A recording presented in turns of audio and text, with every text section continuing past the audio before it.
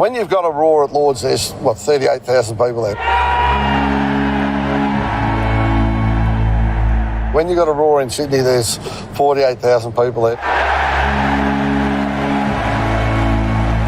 When you've got a roar here, there's 90,000, 95,000.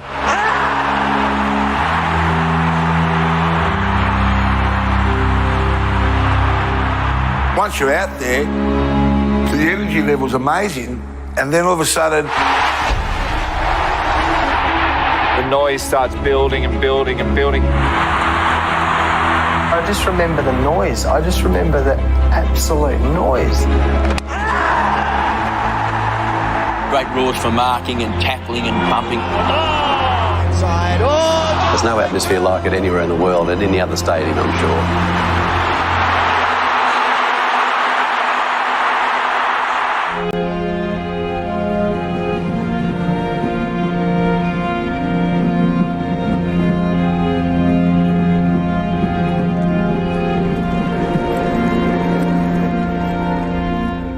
Well, it's probably a bit hard to explain to some people who probably don't live in Australia or don't live in Melbourne. We think this is the sports capital of the world. we're very fortunate in Melbourne that we have great sport arenas of this country. Melbourne needs a big stadium, always has, because of the passion for sport in this part of Australia. You're brought up to regard the MCG as the place where you go to watch sport. It's been a place where Australians have congregated in the name of sport for as long as they can remember. And the ground has been here for since 1853. There is so much history in and around the ground, in the long room, in the tapestries, in the paintings and the murals and the photographs that are around the stadium.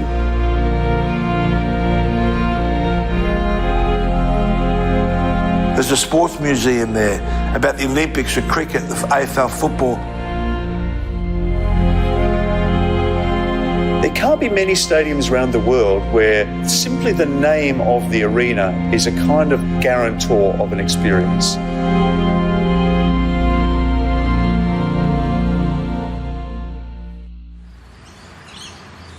I remember the Olympic Games very vividly. It was a massive event and it really helped put sport in Australia and put Melbourne on the map internationally.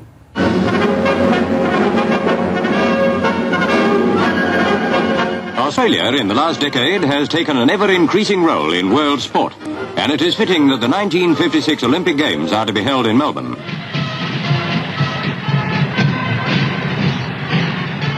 It was the first Olympics that had ever been held in the Southern Hemisphere, and the MCG was really the only place to hold them. It was the only place with the scale and scope and antiquity to guarantee an audience for this major international attraction.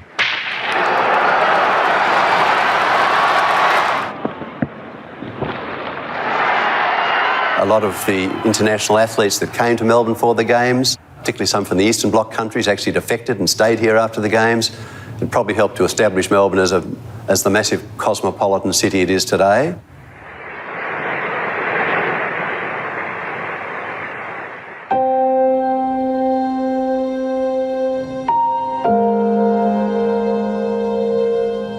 The first place where an England team took the field against an Australian team in 1862, on their very first tour. It was the first place that England and Australia played 11-a-side cricket against each other, what became the first Test match. Then, in an exquisite symmetry, it becomes the first place to play a one-day international between England and Australia, once again, the traditional antagonists. The birthplace of Test cricket, the MCG's relationship with the sport is like no other. And whether it's the Ashes, a T20 bout, or a one-day international, there's one occasion in particular which stands out. Boxing Day was always my favourite day in the calendar year. As a young Australian boy, I grew up with it. I'm a New South Welshman, but I wanted to spend every Christmas in Melbourne when I was playing. That meant you were in the team.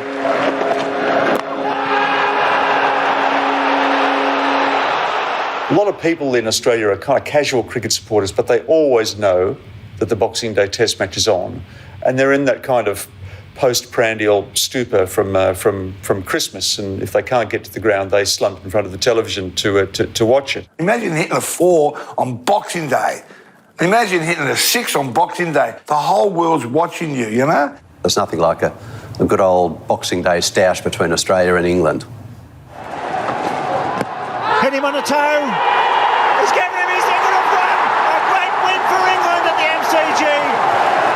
If you're a little bit scared of crowds, the MCG on Boxing Day isn't the place to be. You look forward to your presents from Father Christmas, and then more importantly, you're looking forward to the Boxing Day test, because you literally wake up and there's the Channel 9 da-da-da-da-da.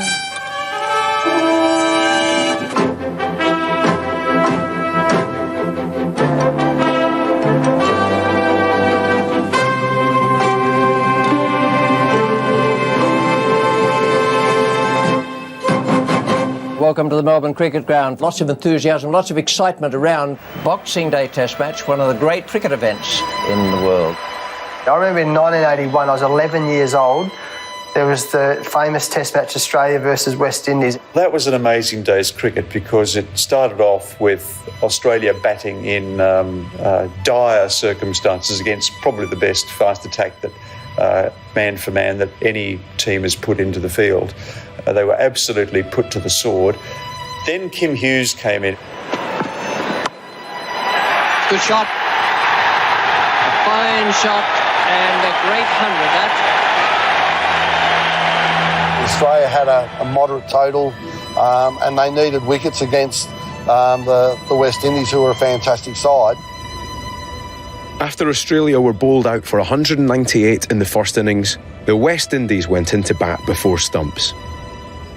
They'd reached 3 for 10 before an unforgettable ending to the day. The last over of the day's play was bowled to Viv Richards, who was in his absolute batting prime. Like Viv Richards put his hand on the bat and with his cap and just, Because I saw myself as a fast bowler, Dennis Lillee was an absolute icon. He's probably the best in the business. Pace, but also control and guile. To see him running and bowling, he's just the ultimate fast bowler. So now we're watching it, and we watch Lillee bowl it, and I still remember all the Aussies walking, they had their shirts unbuttoned down to their belly buttons. Every ball seemed to be loaded with menace. Lillee, that's a bouncer. Then Richards hooks again, and again the hands behind the stumps will go up in the air. You're wanting something to happen as a crowd member. Dennis Lillee runs into Lillee.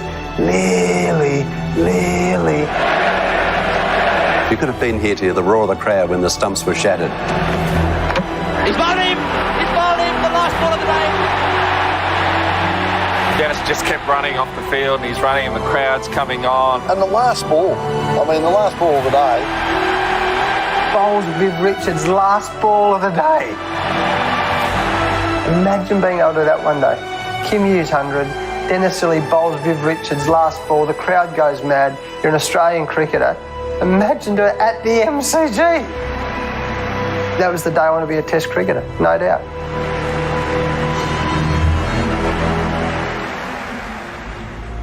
From Dennis Lillee to local boy Shane Warne, the MCG has housed some of cricket's finest bowling moments, but it's also seen some of the sport's greatest controversies. In 1995, it was the backdrop for a match that threatened the career of one of the greatest bowlers of all time, Muttiah Muralitharan. It wasn't immediately obvious whether he was being caught for chucking or for overstepping. But then when it happened consistently, there was a sort of a gasp around the crowd. Oh! Just called him for a no ball. And he's called that one as well. Muralitharan is seeing his career float right out of the window. There was a feeling that, oh my God, we're watching a bowler basically being called a cheat. But it's not just touring sides that have sparked cricket controversy inside the MCG. I think it had a bit of an impact here in Australia, not as big as probably New Zealand. They'll never forget it over there, and they've never let it go. They're going to bowl an underarm. We haven't believed it. That's a disappointing finish. It's not allowed anymore, so it wasn't in the spirit of the game. So, and I can remember Rod Marsh's reaction apart from the two Kiwi batsmen. Yeah, he wasn't very impressed with it.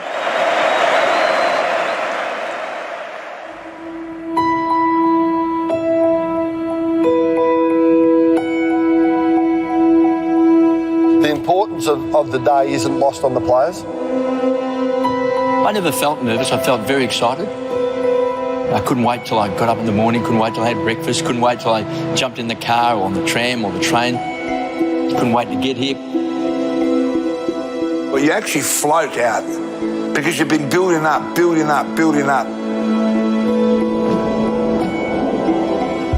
I remember walking through the race. It almost took your breath away.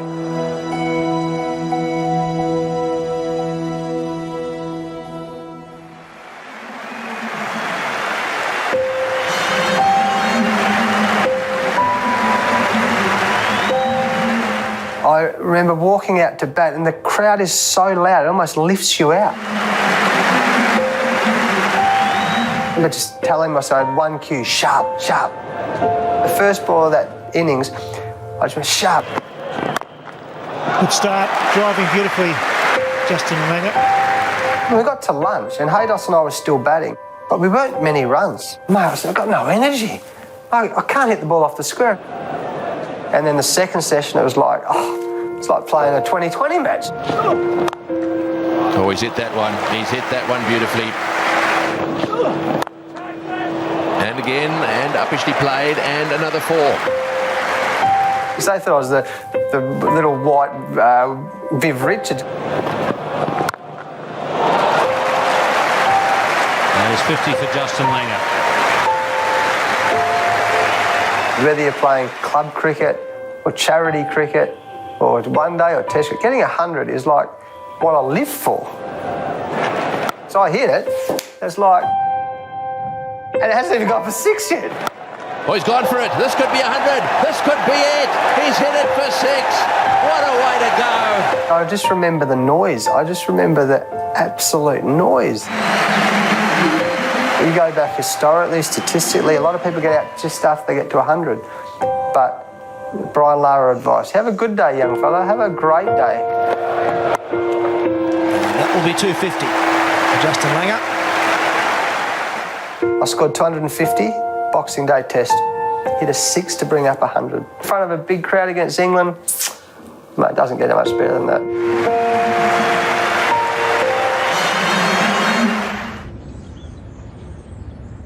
The idea of going to sport of any kind at the MCG, it's a guarantee of a certain quality, of a certain theatre. If you put on the Socceroos here, if you put on a game of domestic T20, if you put on a game of State of Origin Rugby League, if you put on a Rugby Union Tri-Nations game, people will turn up. They say the Sydney Cricket Ground's the best sporting stadium in the world. We used to argue that the MCG was, and our finishing line was, listen, if you're happy to play in front of 48,000 people, play at the SCG. If you want to play in front of a big crowd, come to the MCG. That normally put a stop to all arguments. You're in the middle of the MCG and there's 70 or 80 or 90,000 people there and you're actually in the middle and they're coming to it and you can go and you see Bay 13 and this lead and you're sort of going, mate, how good is this? Bay 13 is at one end of the ground. You've got the members at the other end of the ground and they're poles apart. The members are all done up, they've got their ties on, they're sitting there very refined. Bay 13, mate, they're just the ferals. They are absolutely feral. I love it down there. Doing a warm-up, bit of a cheer behind you. Every time I turned around, there was nothing going on. I think it was Dean Jones came across and said, well, then, do you know what's going on down there? I said, no, I've got no idea. I said, mate, every time you do an exercise, there's probably 15,000, 20,000 people behind you doing the same exercise. So you just think, happy days, we'll have a bit of fun.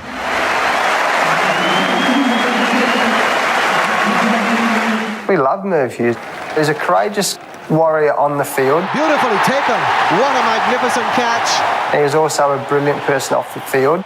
Not only do his friends love him, that's why Bay 13, that's why everyone loves him, because he's a legend. The biggest roars I've ever heard was outside of the ground.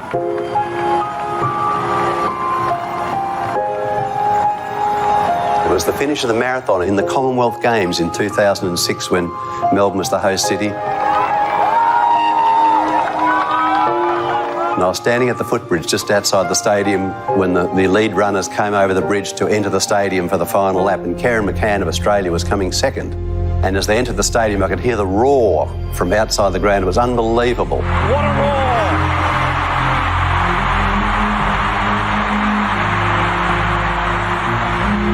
Kept getting louder and louder and louder. This is something to savour, something to remember for the rest of your life. For everybody here, on their feet, applauding Karen McCann defends her title and goes back-to-back and wins the gold. There's no atmosphere like it anywhere in the world, at any other stadium, I'm sure.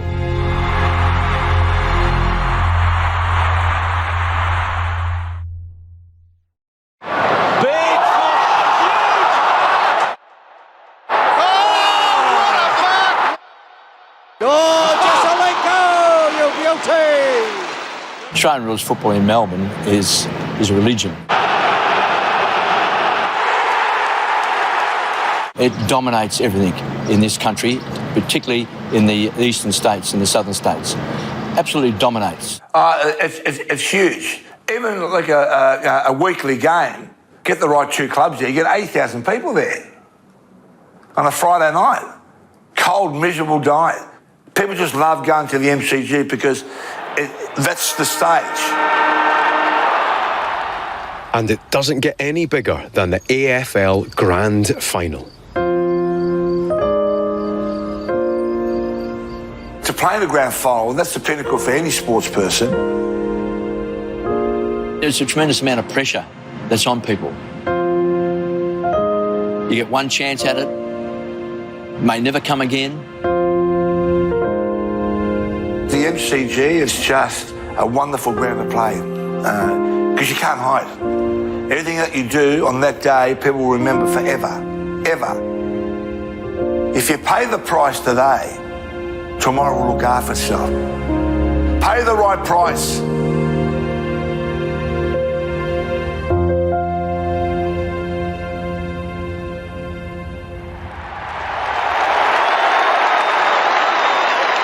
The 1989 Grand Final between Hawthorn and Geelong is one of the great Grand Finals, no doubt about that.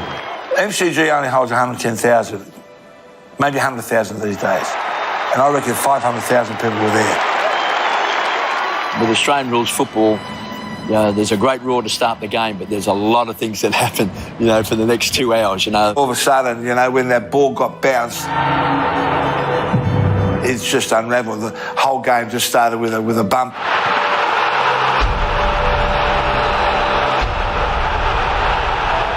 I looked to my left and my teammate Dermot Brereton was on the ground. And he was so sick, so crook.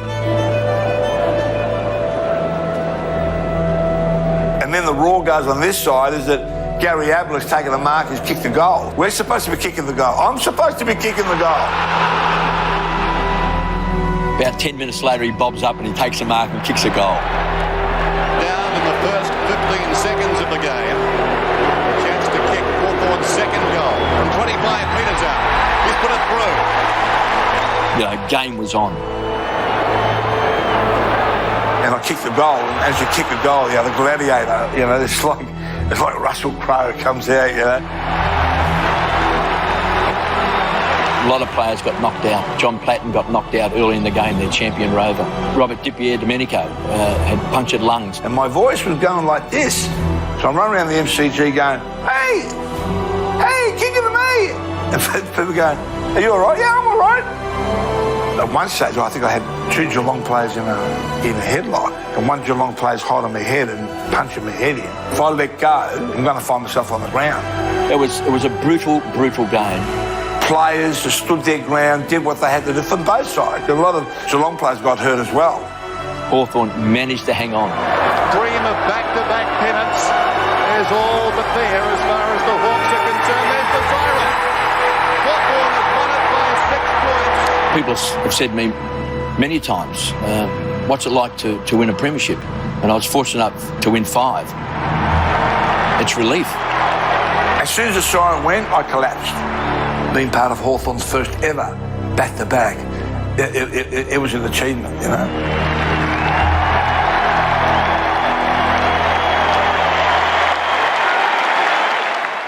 The MCG is the beating heart of a sports-mad city.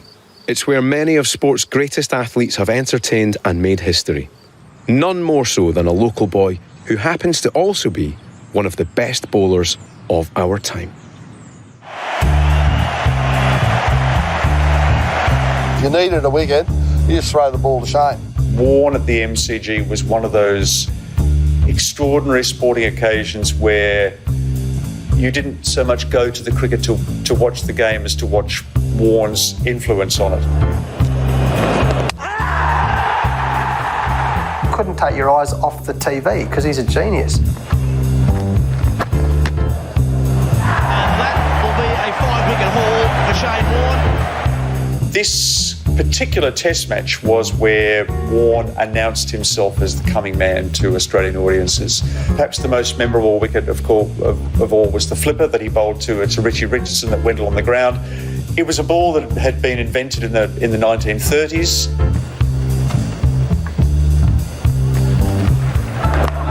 Forward, he's bowled him. That has just beaten the outside edge. Just when you think he can't surprise you anymore, he did. I think only about 8,000 or 10,000 people turned up. And somehow, out of nowhere, Warne conjured a magic moment. This is a day of cricket that really has nothing to recommend it, and yet somehow he makes it memorable. Warne continuing. Oh, and hit the pad. Yes, he's got him. That's out. RBW. He went away thinking there is just simply nothing this man cannot do. Oh, and that's out. Caught behind. Yes, he's got him. Fast ball. To see Warney come in and just bowl a regulation leg spin to Devon Malcolm. Poor old Devy, you know, he didn't have the best eyesight anyway.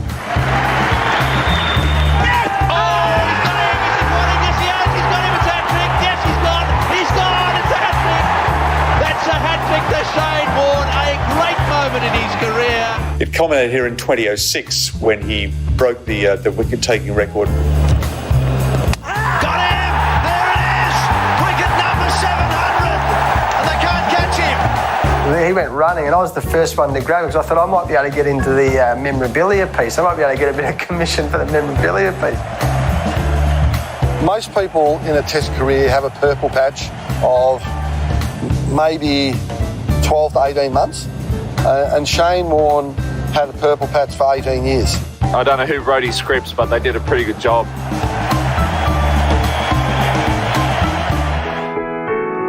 The Melbourne Cricket Ground's reputation exceeds somewhere which simply houses sport. It is a place where history has been witnessed time and again, where the occasion and atmosphere has taken on a life of its own.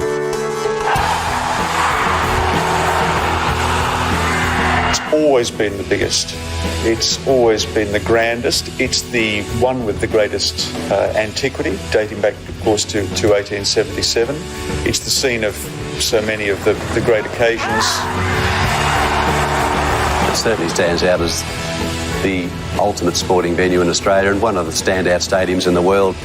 We would like to think it is the best in the world, but most Melburnians think this is the centre of the universe. Very fortunate to play 7 grand finals in a row. It's everybody's dream. You know that on that ground, in that area, you're part of history. You're part of history. To have such an iconic stadium such as the MCG, and around the stadium there's statues of great cricketers, great athletes from this country. So to sort of be in their company, and it's very, very humbling. He's got him! Oh, he's gone for it. This could be 100. Hawthorn won it by 6 points. Got him! Wicket number 700! To walk onto the ground here representing your state, so Victoria, is one thing, but representing your country, it's another thing. And you're just blown away by the amount of people. The MCG means the dream, really. Very rarely do you get a chance to reflect. So when we get a chance to talk about 250 Boxing Day Test match, that's what life's about, isn't it? great memories.